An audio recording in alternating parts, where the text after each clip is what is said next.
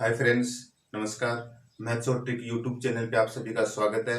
आज अपन देखने जा रहे हैं पासा, यानी कि पासा का जो टॉपिक है जिसे अपन डाइस के नाम से भी जानते हैं। तो देखो, डाइस के अंदर क्या होता है, इसके अंदर मैं आज बिल्कुल एक छोटे से वीडियो के अंदर आपको बिल्कुल बेसिक से स्टार्ट करके और लगभग 100% क्लियर करवा दूंगा। तो देखो, अपन पासा देखते हो, स्टार्टिंग से देखते हैं कि इसके अंदर पासे में क्या है, पासा होता क्या है। तो देखो, पासा जो होता है वो इस प्रकार से होता है।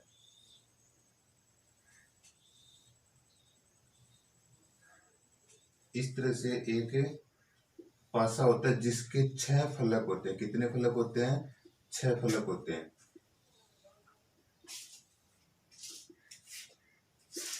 ठीक है, इसके अंदर देखो, यहाँ पे देखो, एक फलक तो ये होता है इस तरीके से, इसके जस्ट सामने वाला फलक ये होता है। ठीक है, ये वाला दो हो गए। उसके बाद में देखो, एक फलक ये होता है 3, और इसके सामने वाला इधर देखो, ये हो गया 4, और 2 इसके देखो, ये ऊपर और नीचे वाला, यानी कि ये ऊपर वाला और एक इसके यूं नीचे वाला।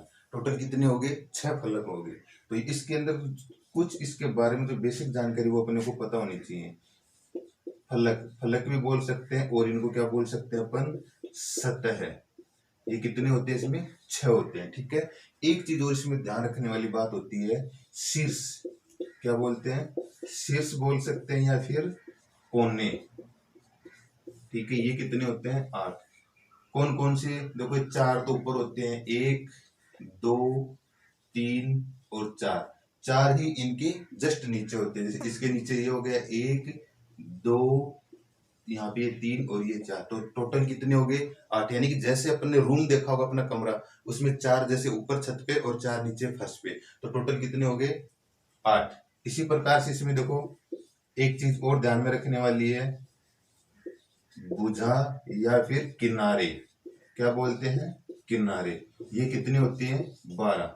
12 कौन सी होती है? 4 फर्श पे, 4 कॉर्नर पे और 4 छत पे। ठीक है, यानी कि 1 2 3 4 ये, और 4 ये जो लंबवत खड़ी हैं।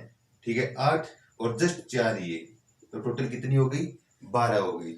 अब देखो, ये तो एक, इसको अपन मैथमेटिक्स के अंदर इसको अपन घन के नाम से जानते हैं। ठीक है, ये बोर्ड पे इस प्रकार से चित्र बनाया हुआ है कि लगभग अपने को पूरी 6 सतह जो फलक होती हैं 6, वो सभी अपने को दिखाई दे रही हैं। लेकिन रियल में होता क्या है कि अपने को इसकी अधिकतम 3 ही सतह दिखाई दे सकती हैं।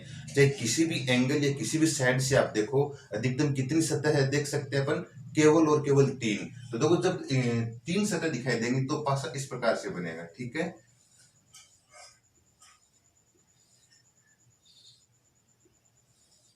ये आगे बात समझ में? जैसे यहाँ पे कोई भी संख्या हो सकती है, या ए बी सी, इसमें 3 ही सतह अपने को दिखाई दे रही हैं। 3 इनके पीछे हैं। जैसे ए है, ए ऊपर लिखा हुआ है तो जस्ट इसके नीचे दूसरी सतह होगी। बी के जस्ट पीछे यहाँ पे नीचे होगी। ठीक है, सी की जो सतह है वो जस्ट इसके पीछे यहाँ पे होगी। आगे बात समझ में? तो अधिकतम किसी भी पासे की अपन किसी भी एंगल से देखेंगे तो अधिकतम कितनी सतह देख सकते हैं? केवल और केवल 3। 3 से कम भी दिखाई दे सकती है, 1 भी देख सकते हैं, 2 भी देख सकते हैं, लेकिन अधिकतम कितनी देख सकते हैं? केवल और केवल 3। अब देखो, अपन डाइस को थोड़ा सा डिटेल से चलते हैं। ये तो इसकी बेसिक जानकारी थी। तो देखो, आगे अपन और देखते हैं इसके बारे में। देखो, एक, अब देखो पासा, इसको अपन डिटेल से पढ़ते हैं। अपन जो एक्चुअल में क्या पढ़ना चाहते हैं इस टॉपिक में, वो अपना अब यहाँ से स्टार्ट होता है। तो डाइस होता है, देखो अपने जो एग्जाम में क्वेश्चन आते हैं वो 2 प्रकार के डाइस पे आधारित आते हैं। कौन कौन से? देखो, जैसे ये एक पासा है, ये 2 प्रकार के होते हैं। किस प्रकार से? एक तो होता है इसके अंदर मानक पासा। कौन सा? मानक पासा। आगे बात समझ में? जिसको बोलते हैं स्टैंडर्डाइज।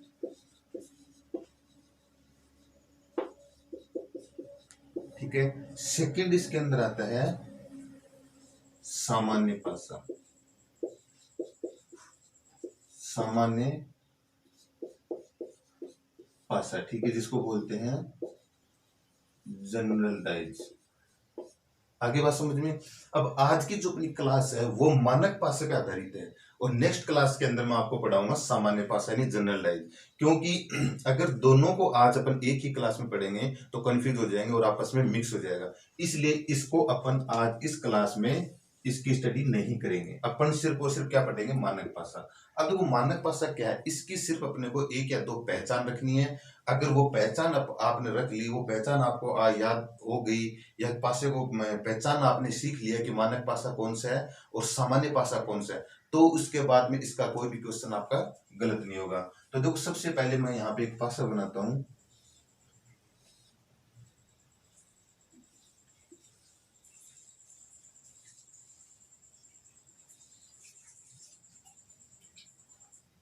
इस तरीके से एक पासा हो गया, जैसे यहाँ पे ये हो गया 5 6 3, ठीक है, ये हो गया 3। अब देखो इसके अंदर के मानक पासे की पहचान क्या है कि जो अंक दिखाई देते हैं, जो भी अंक, जो भी सतह दिखाई देती है, दिखाई देने वाले अंकों का योग 7 न हो। आगे बात समझ में, जो अंक दिखाई देते हैं उनका आपस में यदि योग किया जाए, दो दो अंकों का योग किया जाए, तो उनका योग 7 नहीं होना चाहिए, बाकी कुछ भी हो सकता है। तो इसकी पहली पहचान ये है। दूसरी पहचान में इसकी यहां लिख देता हूं कि जो विपरीत फलक होते हैं, विपरीत फलक या फिर सतह जो कितनी होती है, 6, इन पर अंकित अंकों का योग कितना होता है, ये होता है 7। आगे बात समझ में। अब देखो दोनों ही एक दूसरे के समर्थन कर रहे हैं, यानी कि जो अंक दिखाई देंगे, इसका मतलब जो भी दिखाई देगा वो एक दूसरे के विपरीत नहीं होंगे, और जो विपरीत होंगे वो कभी एक साथ दिखाई नहीं देंगे। आगे बात समझ में। तो विपरीत अंकों का योग 7 होगा, तो उन्हीं अंकों का योग 7 होगा जो एक साथ दिखाई नहीं देंगे। दिखाई देने वाले अंकों का योग 7 कभी नहीं होगा। अगर इन दोनों पहचान का जो भी पासा पालन करेगा वो क्या कहलाएगा, मानक पासा।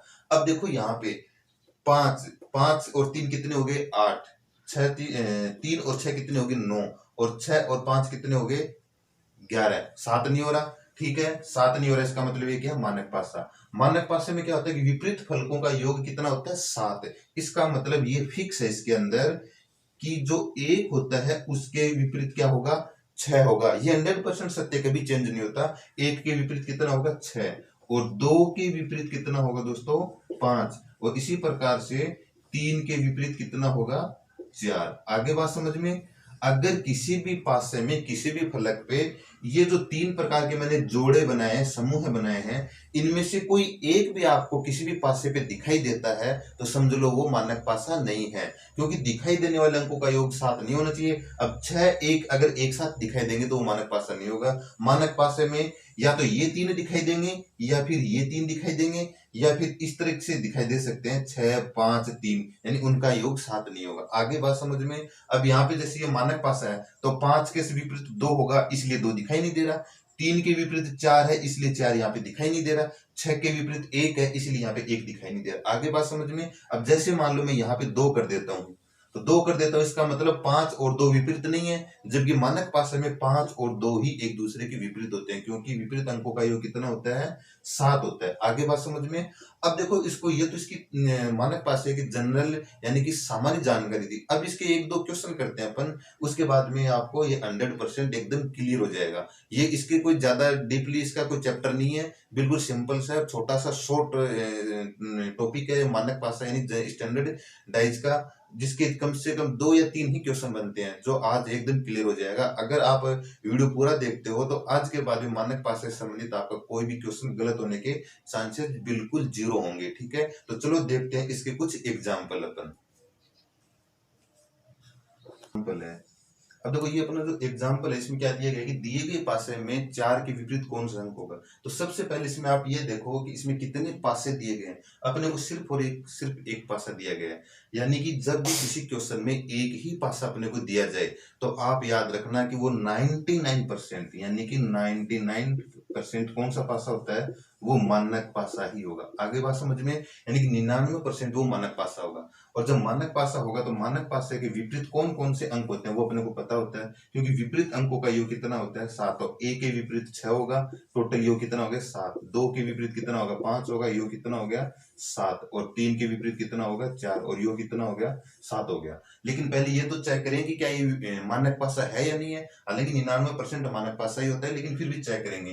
तो दिखाई देने वाले अंकों का योग 7 नहीं होना चाहिए, क्योंकि विपरीत फलकों का, विपरीत सतहों का, विपरीत अंकों का योग 7 होता है, इसलिए जो विपरीत होंगे वो कभी दिखाई नहीं देंगे, इसलिए दिखाई देने वालों का 7 नहीं होगा। तो देखो कितना होगा, 1 4 5 हो गया, 4 और 1 और 4 कितना हो गया 5 हो गया, 4 और 5 कितना हो गया 9 हो गया, और 5 रे कितना हो गया 6 हो गया। 7 नहीं आया कहीं भी, इसका मतलब ये मानक पासा है। तो अपने को किसके विपरीत पूछा गया है, 4 के विपरीत पूछा गया। तो 4 के विपरीत 4 में कितने जोड़ेंगे 7 हो जाए 3, अपने को करने की जरूरत नहीं, क्योंकि विपरीत अंकों का योग कितना होता है 7 होता है। तो 4 के विपरीत कितना आएगा 3 आएगा। तो इसमें कौन सा ऑप्शन आएगा, इसमें ऑप्शन बी अपना आंसर होगा। तो देखो इससे संबंधित और नेक्स्ट एग्जांपल देखते हैं, ताकि और क्लियर हो जाएगा आपको।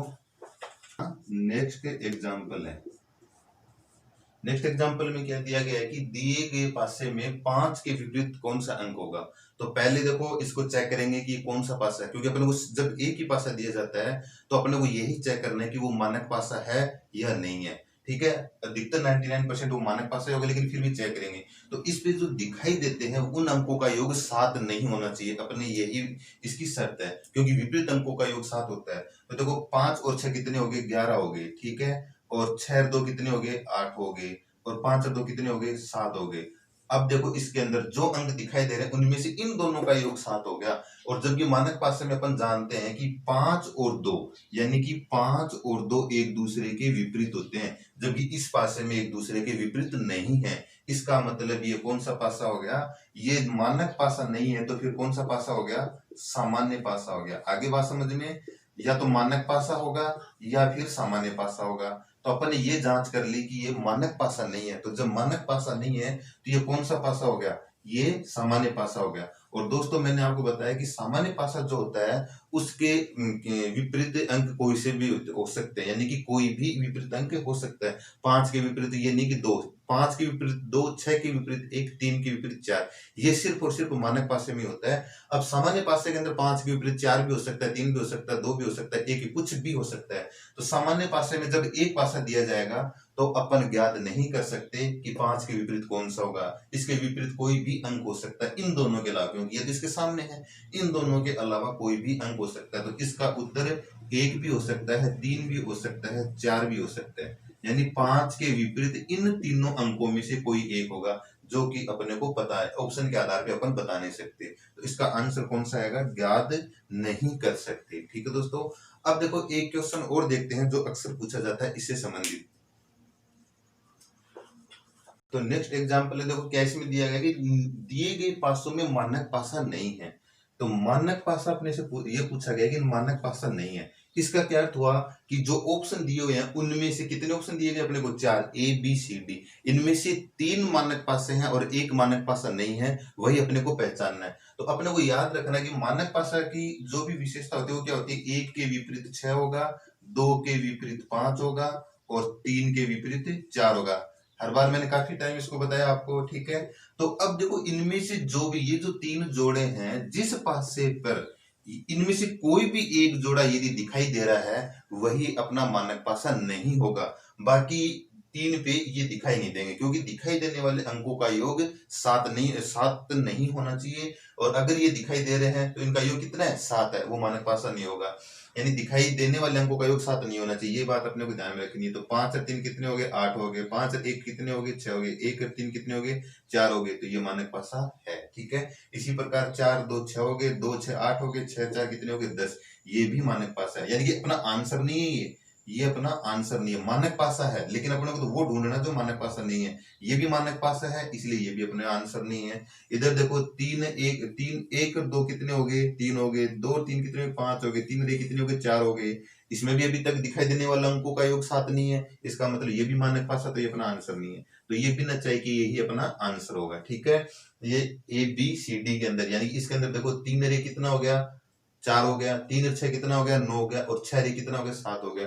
तो दिखाई देने वाले पासों का, यानी दिखाई देने वाले जो अंक है ये दोनों, इनका योग कितना है 7 है। जबकि मानक पासे में 6 और 1 दोनों क्या होते हैं, एक दूसरे के विपरीत होते हैं, जबकि यहाँ पे विपरीत ना होकर के क्या है 7 में दिखाई दे रहे हैं, इसलिए ये मानक पासा नहीं है। तो अपना आंसर कौन सा हो जाएगा, सी ऑप्शन अपना आंसर हो जाएगा।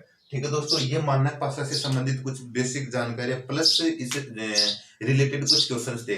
मानक यानी कि स्टैंडर्ड डिवाइस जो होता है उससे संबंधित ये जो मैंने आपको दो या तीन जो एग्जांपल बताए हैं, सिर्फ इन्हीं के क्वेश्चन पूछे जाते हैं, इनसे अलावा कोई क्वेश्चन नहीं पूछा जाता है। तो उम्मीद करता हूँ कि आज के चैप्टर में जो स्टैंडर्ड डिवाइस के बारे में अपन ने जो भी बात की है वो आपका क्लियर हो गया होगा। ठीक है, यदि आपको वीडियो रियल में पसंद आता है, समझ में आता है, तो प्लीज इसे लाइक शेयर एंड सब्सक्राइब कीजिए। धन्यवाद।